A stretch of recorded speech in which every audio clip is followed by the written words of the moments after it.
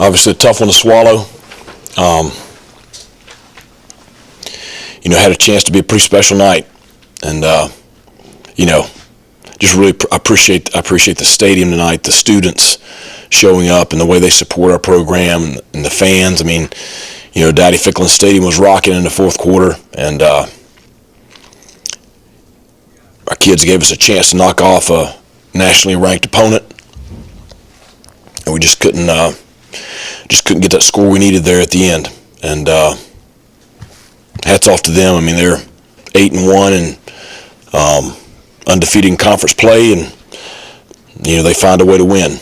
But I've got a great bunch of kids. They played their tails off. They prepared all week very, very well. Came out very, very confident, very aggressive, and gave us a chance. And that's what makes it a tough one to swallow. And we're all hurting right now just because everyone in this building continues to invest heavily each day and for each other. And that's the special something we have right now. And I have no doubt that they're going to continue to go out and they're going to play their tails off. And that's just who they are. So. Coach, I got off to a good start offensively, and then I think it was 47 yards over the last 3 quarters. So what changed from your vantage point there? Well, we knew we were facing a very good defensive football team, and they've been a challenge all year for a lot of people.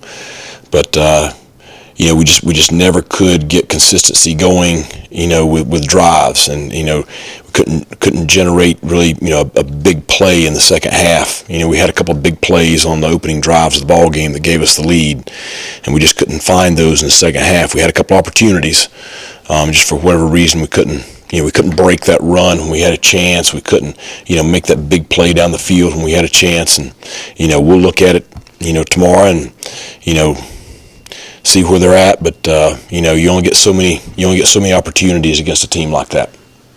This is a game where you guys had 7 offensive possessions. So, in a game like that, how important are those drives when they limit it like that? Oh, it's the reason I went for it there, and with a lot of time on the clock in the fourth quarter is just you don't know how many times you're going to get the ball back, and you're only down 3, so you do have the opportunity to pin them deep, but you don't want to sit there and give the ball to them and not get it back. And that's the kind of team they are, and that's who they've been all year. And just with how we played defensively, it created that game where there were limited possessions. What was the ref's reasoning for that questionable pass interference penalty? I don't know. Coach Snell, I think 6 of 8 games y'all had the ball in the fourth quarter, a chance to tie or take the lead, and just unable to get over that hump. Is that just what adds to the the frustrating spell you guys are on? It's frustrating. It also says a lot about our kids. I know there's somebody sitting in a recliner somewhere that has pure hate in their heart, and they're going to say all these stuff, and they continue to say all this stuff, and I know what our record is, but we have a good program. Those kids are good kids. Yes, we have not made plays enough to win those ball games, but we have a good bunch of tough-ass, hard-nosed kids in that locker room, and they're going to fight, and I'm going to fight, and we're going to fight all week in practice, and we're going to fight next Saturday, and we're going to continue to do that, and there's opportunities in our schedule. That final drive, they get it back. I think it was 7 minutes left, and y'all got them in some third down situations, 4th and short. Just how tough was it not to get the ball back there? Yeah, I thought we got a little tired in the second half, and and just weren't able to get them stopped. That's what they've done all year to people, and we had chances and just could not get them stopped, and that's why I knew. That's why we kind of sold out there to try to get them stopped, and the end we just couldn't. And it's credit to them. It's a veteran team. Those are the ones. That's why it would have been a special win. If we could have found a way, it would have been one you never forget. Coach, no turnovers, 2 penalties. You gave up 13 points. That shows you're close. We're very close. we're very close, and I just want to see us break out of it. You know, I want us.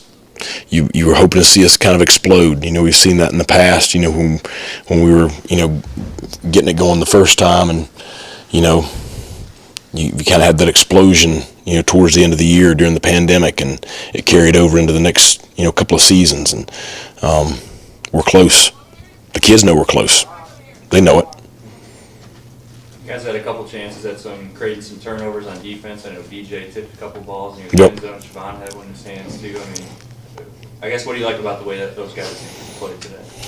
Well, I mean, we're active. We're in the right spots. You know, but that's what I'm talking about. We had opportunities for turnovers. You know, the one with BJ, it's, you know, the one, you know, keeps the field goal off the board there right before the half. You know, so it keeps it, you know, 10-7. You know, the one there in the second half, you know, gives us the ball back. I don't know how, I don't remember right now exactly how that drive ended, but certainly would have given us the ball back right there. So, you know, but we're there to make the play, and that's another one of those things. Just we've got to make it. So, but I can't sit here and do anything but just salute our kids for the way they fought. I'm just telling you, that locker room in there is hurting because they're so invested here at East Carolina University, and so invested in each other. Any other questions for Coach? Coach, the defense, obviously you mentioned the fatigue in the fourth quarter. They're out there for 69 plays and 38 minutes of the game. How did you feel like they were able to still kind of keep you guys in the second half in spite of that? Oh, they battled. I mean, we lost a couple of guys early in the ball game, which was a little thin. And I mean, I'm telling you, guys battled.